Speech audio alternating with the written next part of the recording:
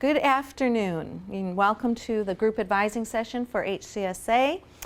So glad to see all your faces, and we are tape recording this session so that we have something available for future reference. And we'll keep you posted on how we'll use this tape in the future. My name is Terry Harper. Some of you know me. I've had you in class, and some of you know me because I am the HCSA program advisor. And assisting today will be Julie Ward as well as Steve Carnes. So you'll hear from them also. One of the first things I want you to notice, I have the HCSA group advising guide on the screen. This is available to you when you go into the HCSA program site. And so under group advising, you can open this up. This is basically our template that we follow to make sure that we're covering all the important areas that you need to know, and you can do the same. So first big piece of information is you need to have signed in on that sign-in sheet. There's one available at the door. There's also one that should be circulating, okay, and it's available. If you haven't signed in, make sure your name is there. Make sure you write who your advisor is. You should know who that is. If you don't, you can open up under your My FSU and open up into Banner under advising registration status. That individual should pop up, and it should be someone who is an HCSA faculty member. Now if you're dual enrolled, you will find not only an HCSA faculty member that pops up under registration status, but you'll find your other advisor from the radiography program, nuke med program, whatever program you happen to be in. So make sure that you check the box if you're dual enrolled, and check whether or not you've attended that other program advising.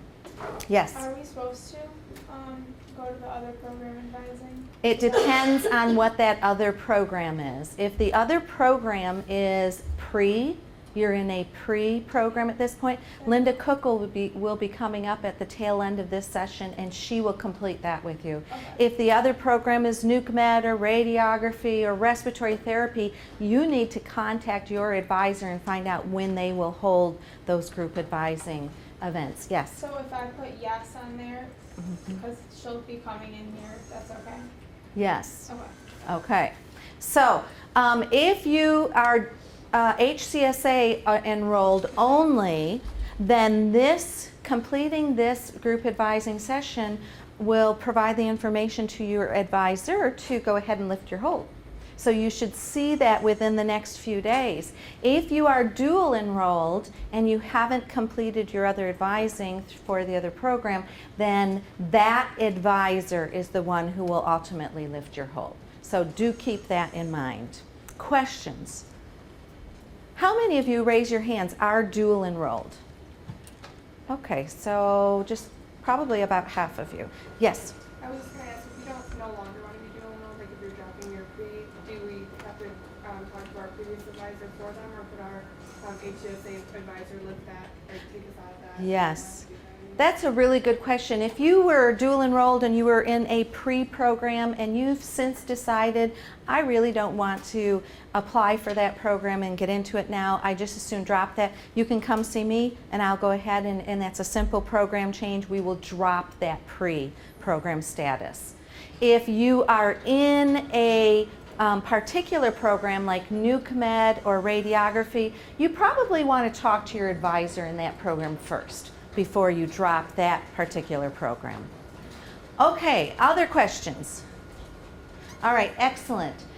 Notice on our group advising guide that you had to have a 2.5 GPA for admittance, and you need to have a 2.25 for graduation. So please be attentive to this, folks, as you're looking at your academic transcript and you're noticing where your GPA stands at the end of each semester. Make sure that, you know, as you get close to graduation, that you're going to hit that 2.25.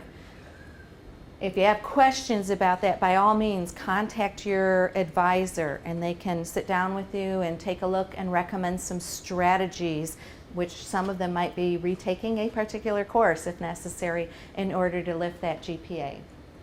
Program changes. It used to be that all program changes were done at the program coordinator level. Now the dean's office primarily will take care of all program changes, so keep that in mind.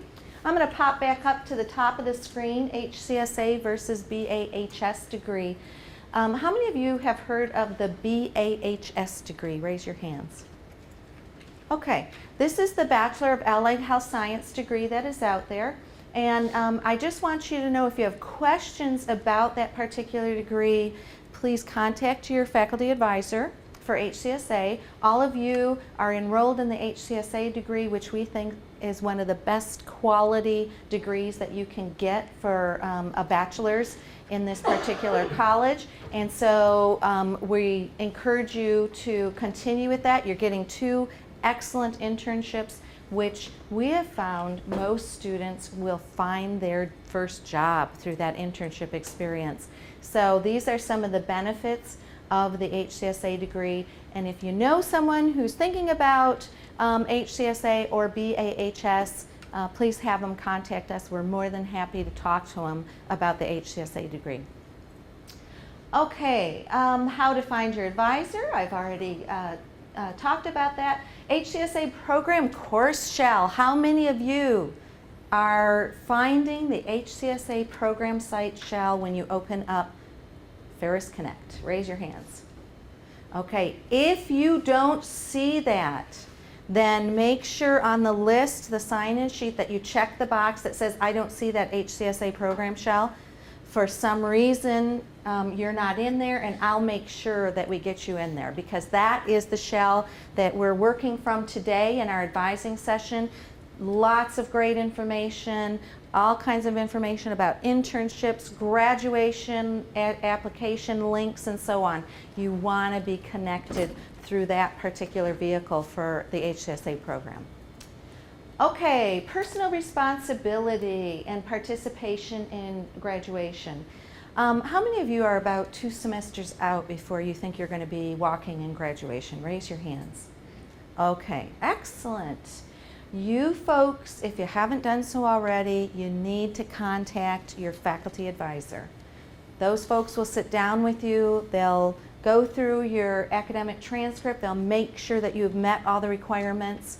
And then we will also be tracking those last couple semesters, making sure that you've met the grade requirements for internship in our professional courses, which requires what? Can you have a D in any HCSA courses to progress on in the program? No. Okay, C or better. So they'll keep you on track with that, give you recommendations as to what you need to do. So do contact them 2 semesters prior to graduation. And they will be able to tell you if there's something else you might need. We have had in the past a few occasions where an individual was finishing up their last semester, ready to go out on that last internship, and lo and behold, during a grad audit, they discovered they still didn't have a global course. Sure, they had 9 credits in social awareness. Sure, they had 9 credits in cultural enrichment, but none of those 6 classes met global, which meant that individual, in order to meet the requirements for the degree, was going to have to take another course in order to meet global. So you don't want to find yourself in that situation. You want to make sure you've followed what was necessary and you're not expending any extra dollars in order to get this degree. Questions on that? Okay, excellent. Let's take a look at the graduation online application. So those folks that raised their hands and said, yep, we're getting real close, that link will take you right to that online application. If you have attended these advising sessions in the past and you sort of remember we said, oh, there's a paper copy and then there's the online application, forget the paper copy. All right, the college has gone paperless in this regard, which is a good thing, and that application is online, and that is how you have to submit your application for graduation. What is that going to do if you don't submit your application? The graduation application is basically the trigger for the college to say, oh, these individuals are getting ready to meet all of their degree requirements. We need to think about a diploma for them, and also whether they're going to walk in graduation. You don't have to walk in graduation, but many students want to. And so in order to be issued tickets, in order to get your name on the program, you need to fill out that graduation application. Terry, Yes. you just want to make sure that they understand that the application is different than an audit with your advisor. Could you maybe touch on that? Yes. The graduation audit is where we look specifically at the course requirements and whether or not you've met those. The graduation application asks for different information. When you expect to graduate, what your home address is, some of those pieces of information that are essential for the college to have as they're looking at where to send your diploma, for instance. Those kind of things, yes. So we don't need to do that stuff until like a semester before we're graduating? Well, a semester before is probably the best. Okay. Okay, that semester before while you're still, available. But the graduation audit should really be done 2 semesters before. So that way you have another intervening semester in which if we find you needed a global, you could pick that up before you move out of Big Rapids and you're doing an internship in the Upper Peninsula, for instance. We don't want to have you get stuck away from campus and still have to figure out what you need to complete the degree. Questions? Very good questions. All right. Let's jump down to My Degree. How many of you, raise your hands, are using My Degree in order to track how you're working? Okay. Anybody finding problems when they look in My Degree? Something isn't right, you took something, it's not showing up, something's double posting in My Degree? Okay, well that's great. My Degree is available. It is certainly an excellent tool in order to track what you need.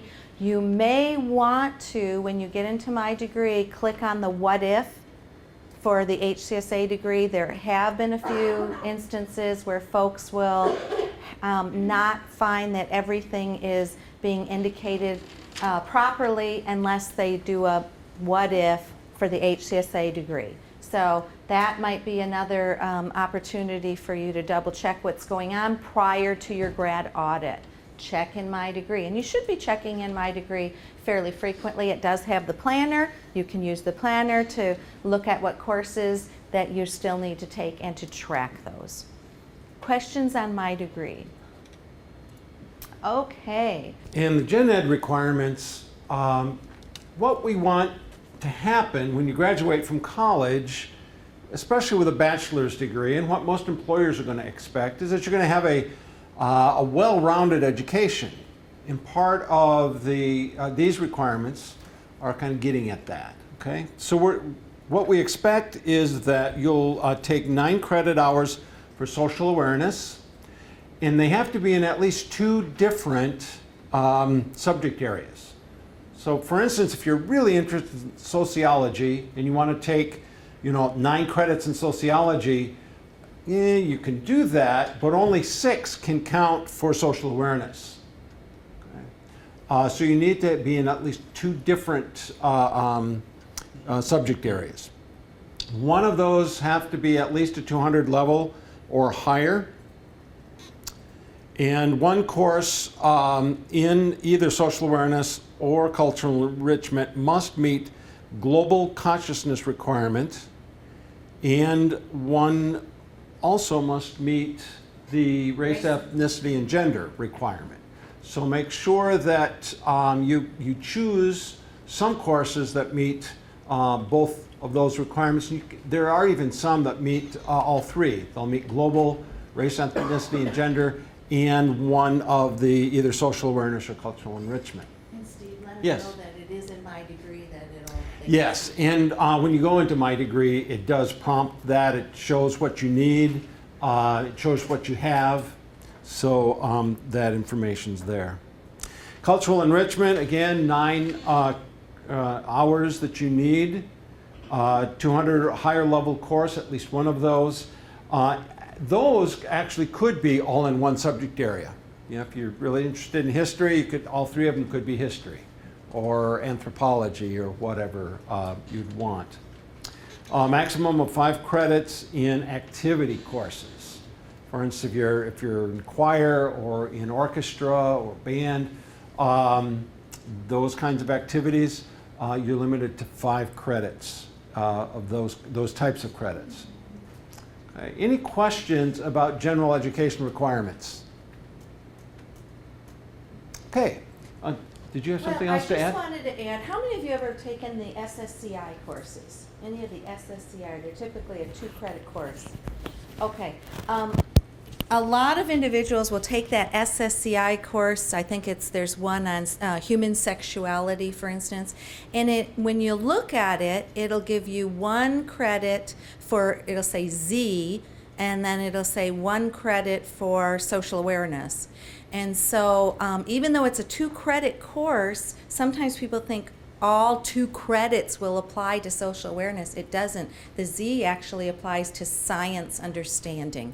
So if you don't need a human sexuality course, sometimes you should consider how much you're going to end up spending towards your college experience, and probably try and opt for those courses that give you the biggest bang for the buck. And so that may not be one of those courses that's going to work out the best for you.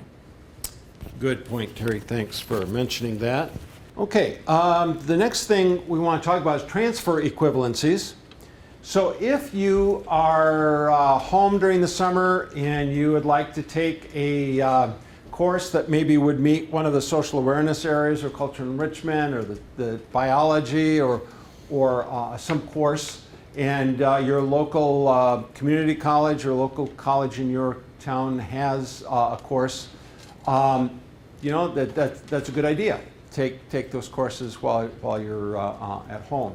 But if you do, the first thing you want to do is go to this website and make sure that the course does transfer to Ferris. And then it's going to transfer in as the course you need. Some courses will transfer in even as HCSA courses, but then it'll say GEN after it. And it just means it comes in as a general credit. It doesn't really count for anything specific other than towards your credit count, total credit count. So make sure that you use that site as you look at courses that you might want to transfer in. And so you can look those up by college and then by course name. Okay. This is what it's going to look like when you go into the Michigan institutions, which most of you would probably use. And so if you lived in the Grand Rapids area and you wanted to take Accounting 201 over the summer at GRCC, you want to look through their list. Now here's the caveat. It's a little tricky because our accounting has the preface ACCT. Their accounting has the preface BA. Who would think? But that's what that coding is for GRCC. So if you know what their coding is, then you can find under this transfer equivalency page that BA 256, Principles of Accounting, 4 credits at GRCC would actually come into Ferris as Accounting 201, worth 3 credits, plus a 1 credit general accounting credit that you would get. So that's what you need to look for. For instance, if I thought that BA 260, just down the line right here, or well, let's just take BA 257, Principles of Accounting 2. If I thought that one would be okay to transfer in for Accounting 201, it doesn't. It comes in as Accounting 202, and so it doesn't meet that prereq that you actually need for your finance courses in HCSA. So do pay attention to that. How many of you have taken courses at community colleges? Okay, and all the courses that you find that you have taken have transferred over and you've been given credit for them?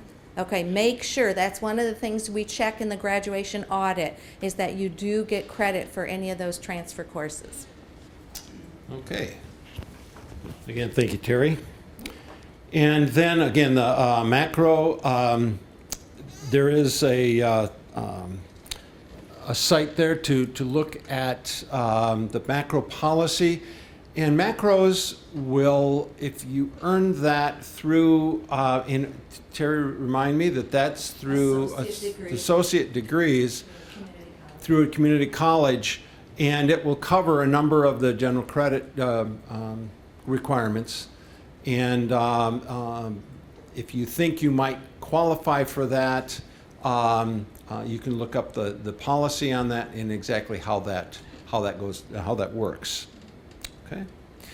I'm sure this doesn't apply to anyone here, but do we? I don't see it on our list about any legal issues that somebody might have that might preclude them from working in a hospital. Did we talk about that? We should talk about that. I'm sure this would not affect anyone here, but if you find yourself in some legal trouble and if you get a felony of any kind, it will preclude you from working in healthcare. You just need to know that, partly just so keep out of trouble, but also recognize that we've had a few folks that have gone through the program, haven't told us about their felony, gotten to the point of going on their internship, background check is done, they find the felony, you cannot find an internship because healthcare organizations cannot hire somebody with a felony. So just be aware of that. Okay, you actually have to change programs if you find yourself in that kind of situation.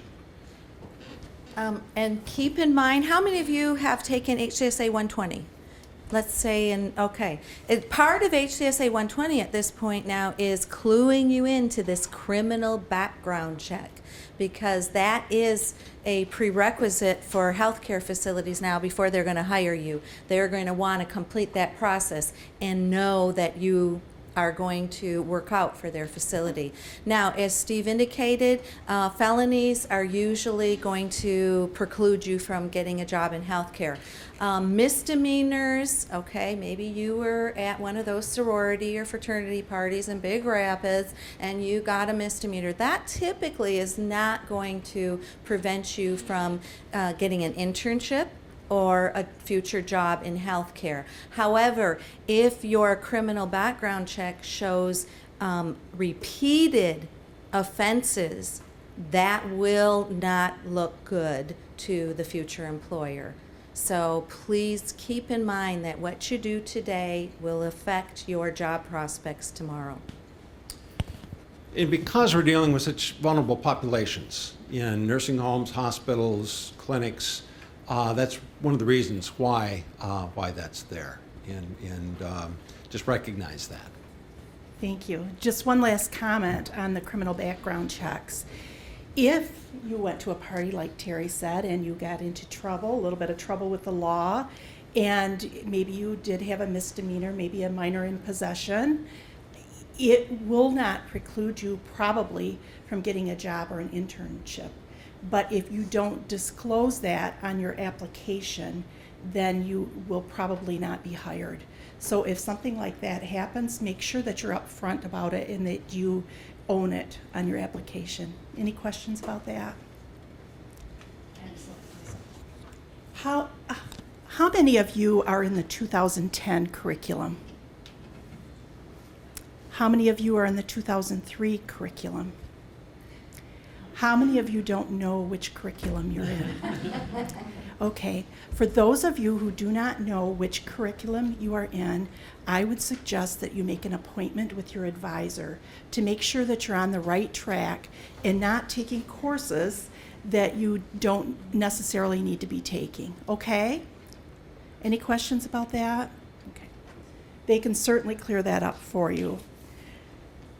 Many of our courses, and depending on which curriculum you are in, have a progression. You have to have certain courses as a prerequisite to take those courses. So you need to plan. You should plan with your advisor, or when you're doing your plan, to make sure that you take those in sequence. So, for example, Math 115 must be taken before accounting 201 and HCSA 210 in both curriculums.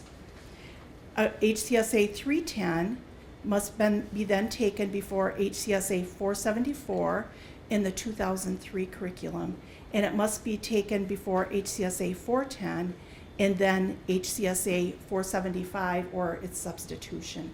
So in the second example, there's quite a lengthy sequence of courses that you must take. So make sure that you plan accordingly so that you can get those courses in. You don't want to get up to graduation and want to take HCSA 474 and 310 in the same semester, because that won't work, because 310 is a prereq. Any questions for that about that? Yes. I want to take 310 in the summer next summer, but I'm taking 210 in the spring. So will I be able to apply for it in the summer when I'm still in it in the spring? Not apply, like sign up for it? Yes, you will. And if you're blocked from being able to do that, Nancy Ellis, the secretary, can help you with that. And she's Okay. located on the 4th floor. Okay. Okay? Some of our prefixes have changed. So if this may affect some of you, just to be aware of it. HCSA 205, some of you in the 2003 curriculum may have taken it. That course is now CAHS 300, that's Computers in Healthcare. EHSM 213 is now CCHS 213. And that is only offered spring semester. EHSM 315 is now CCHS 315. And HCSA 220 is now HCSA 120. So if you took HCSA 220 and you are in the new curriculum, we can sub that for 120. And HCSA 335 is now HCSA 336, so we can certainly sub for that as well. Online course registration, I think this was about that off-campus obviously gets the first chance to register for online. We are offering some of our courses online. We're offering a lot of our courses in a blended format and then face-to-face. A lot of students really want to be able to take courses online, but you have to think about how you're going to be successful and in what environment that you learn best in. And for many students, that's in a face-to-face environment. So you need to really think carefully before you rush to take a class online. Anything else online? Okay. Do you want me to go ahead and talk about what you need to do? How many of you have taken your internships for HCSA? Okay. The first internship is the 6-week hospital internship that must be done in an acute care hospital, and that is HCSA 392.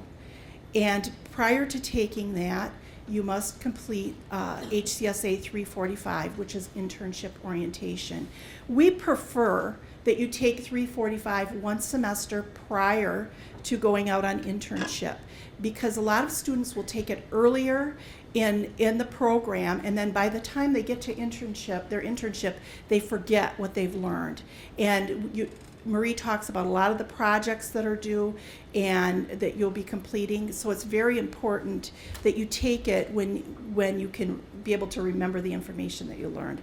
So we suggest that you take it one semester before going out on internship. Those of you who are in clinical programs such as radiography, nuke med, nursing, we will substitute your clinical internship for our 6-week internship. And Terry has a few thoughts as well. Okay, just to clarify some of that information about the 392 internship. Again, how many of you are dual enrolled, so you're in some other clinical program? Okay, as long as that clinical program is not dental hygiene, then your clinical internship, and keep in mind that's the complete clinical internship. So for instance, if you're in radiography, that means that you actually complete about 3 different clinicals for radiography. It's that last clinical piece that wraps up your requirements for the radiography associate degree that we count towards the 392. Okay, so that's a really great thing when you're dual enrolled. We give you 6 credits towards your degree by lieu of the fact that you completed a clinical for an associate or bachelor degree program.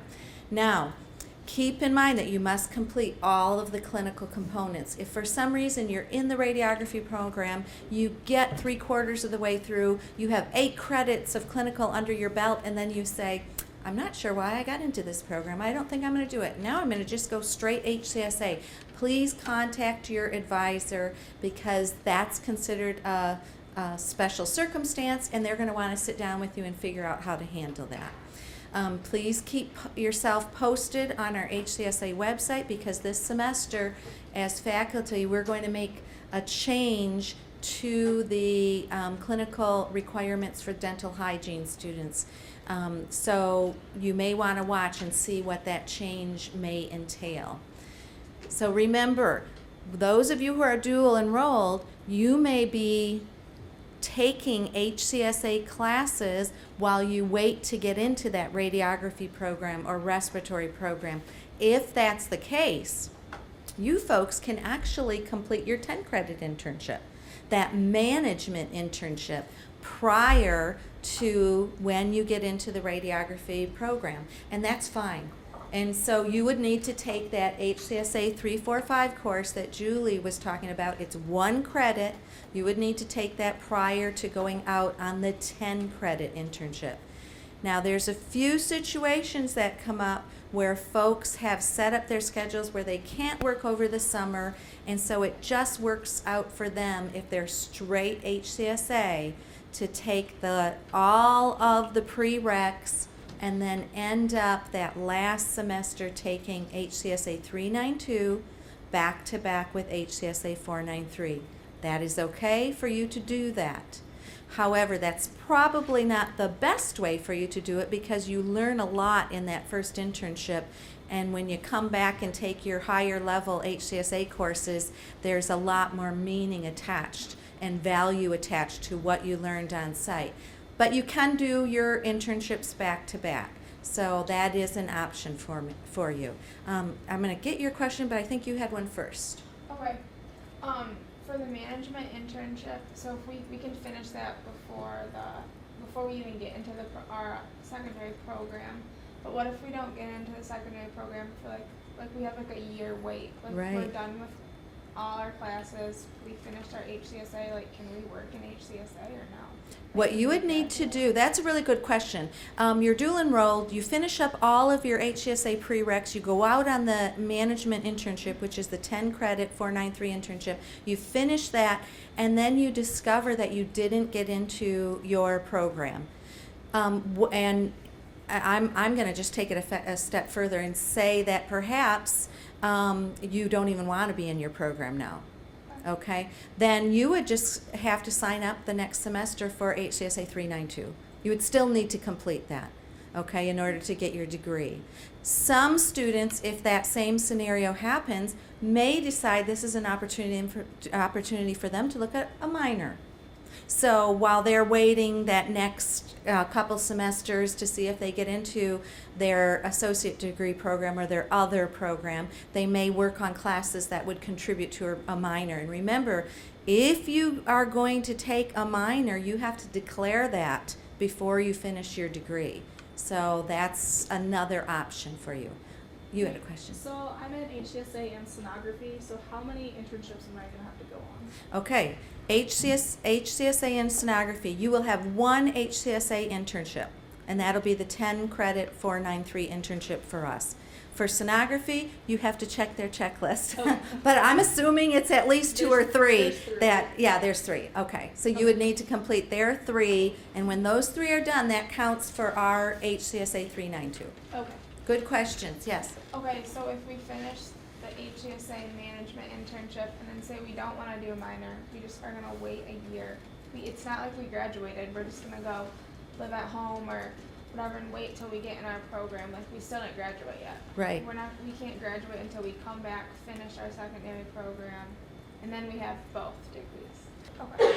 Okay, so the question was, if I am dual enrolled and I finish all the HCSA requirements, but I haven't been accepted to the other program, can I take time off and then come back once I'm admitted to that program? And the answer is yes.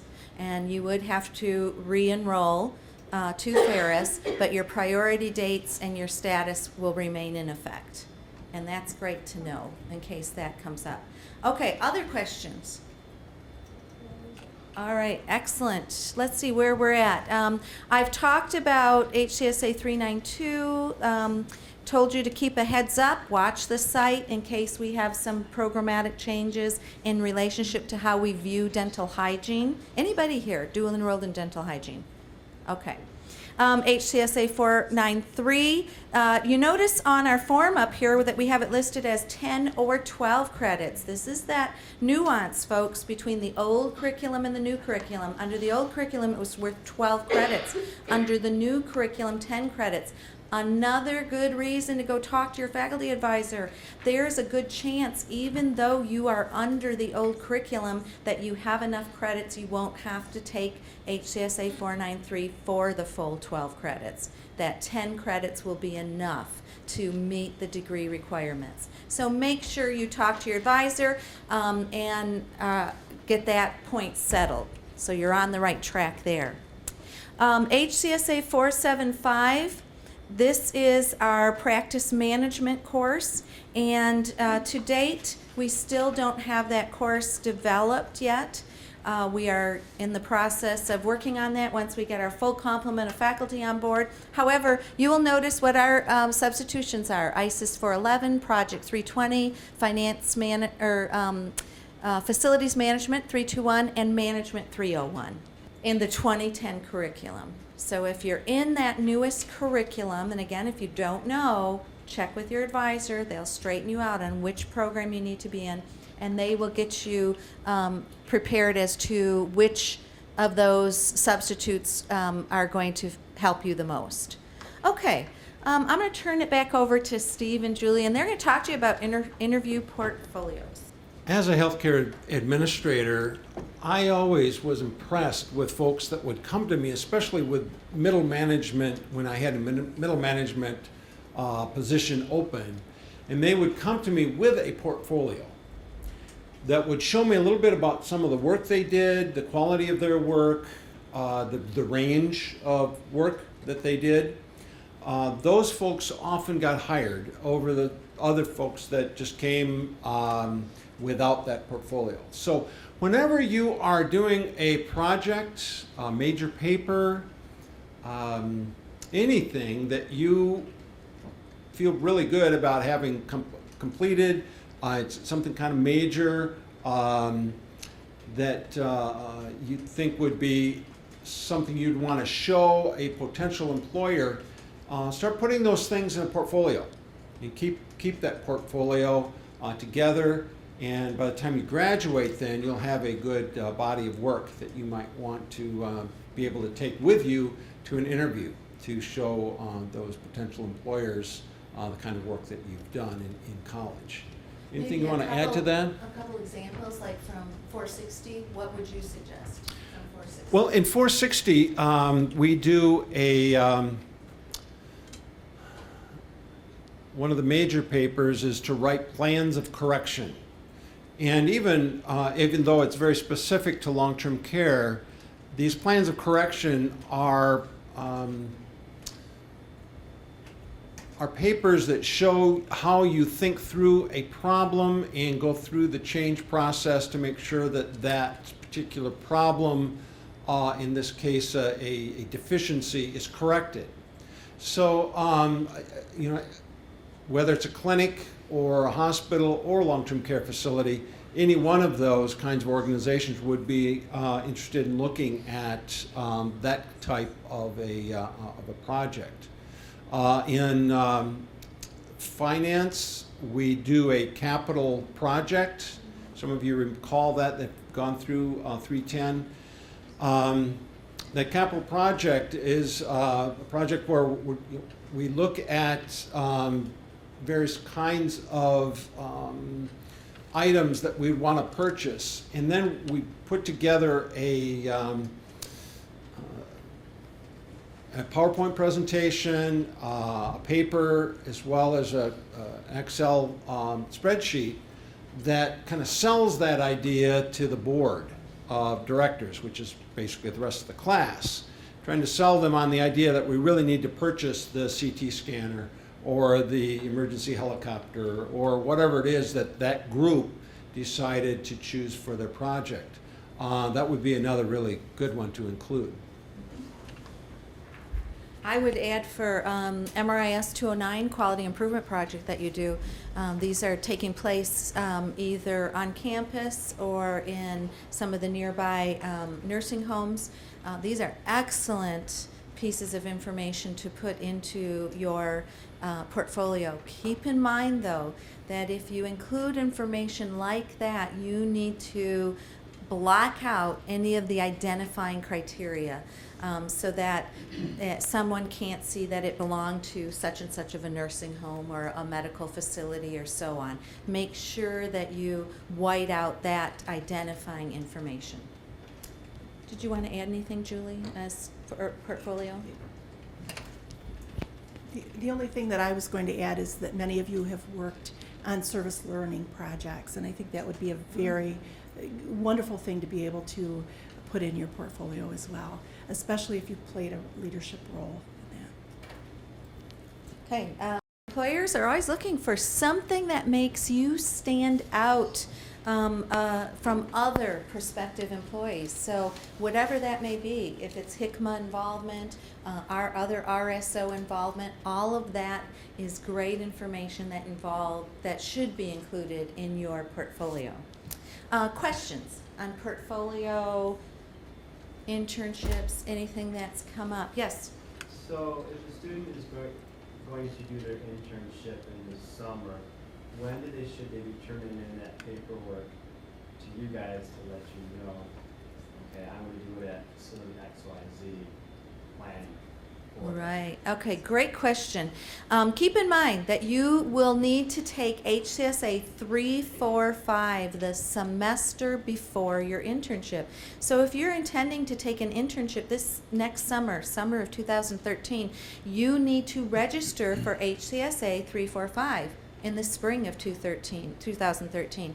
Marie Sickelsteel is our internship coordinator. She will alert you as to the dates and the deadlines for when you should be looking to set up that internship. And remember, you do it. We don't set up the internships for you. You go out and make those contacts for your internship. So you would be making that contact sometime probably after the midpoint of spring of 2013 for the internship that you intend to complete in the summer of 2013. But Marie will give you those parameters. What we try and avoid, folks, is we don't want you to step out and start looking for internship sites this semester when in fact you won't be out there until summer of 2013. So keep it to that semester before. Good question. Yes? For the first internship, is there a specific amount of hours that you have to work, be there each week? For the Yes. first week? The internships are considered to be a 40-hour work week experience for you. And that's why we also say when you're going to complete an internship, if you're going to register and do HCSA 392 over the summer of 2013, don't register for any classes during that time period because it is really difficult to keep up with your coursework as well as the 40 hours that you're on site, and that is a requirement. So keep that in mind. Okay, program policy changes. Again, this is just a clue to you that on the HCSA website you're going to find a lot of these changes, and we have a few listed here. We have a new policy taking effect this semester. You can only take a proficiency test one time for the HCSA program. So the college policy is you can take it up to 2 times. Ours is more stringent, 1 time only. Student handbooks need to be signed off on. Again, that information should get to you in HCSA 120 so that you're familiar with that handbook, you know where to access it, and you've looked at some of that key information in there, the CBC, criminal background checks, and so on. So check out those program changes or policy changes, and we always post those on the website. And unless there's something new, Steve or Julie, that you think we need to cover, I think we've covered all the bases for you folks. Other questions that you might have? Yes. The CAHS 300 course, Yes. is that like it's a certain Excel? I heard like it's about Excel. Is that true? That is about a lot of different computer systems. It's about computer information systems, so it's not Excel based. The finance courses use a lot of Excel, and it's the ISIS 105 that you really need to take before you get into the finance. You really need to take it before you get into MRAS 209, where we use Excel a lot in creating different types of diagrams and such. So are certain programs needed for that class, like, because on like my computer I might not have it, but the library here would or something. Well, I 'Cause I'm in can't- ISIS right now, Sure. and my like laptop doesn't. Are you in have- ISIS 200? No, 105. 105, okay. So my laptop doesn't have like some of the stuff on Microsoft that it's supposed Oh, to, okay. I Well, that guess. brings up a good question. It's kind of, and we can pull this together. I can't speak to the programs that are essential for CAHS 300. You can go out on the catalog and look up the course description, and it may provide you with that information. However, I don't know if you all know this, as students, you can go to the Timmy Center, and for a very discounted price, you can buy the package of the Microsoft updates. So if you don't have them, it's costs less than probably any book that you are now using for your courses this semester. And so if you need that updated information, by all means, go over to the Timmy Center and ask them about that, because it is available at a discounted rate for you. And of course, Flight should also have the necessary programs available for you there. Some of you may have had Marilyn Scrocky for your advisor, and those of you who did should have a new advisor listed on your shell. I would recommend that you make sure that you make an appointment with your new advisor. They should have received your file, and just make sure that you're on the right track.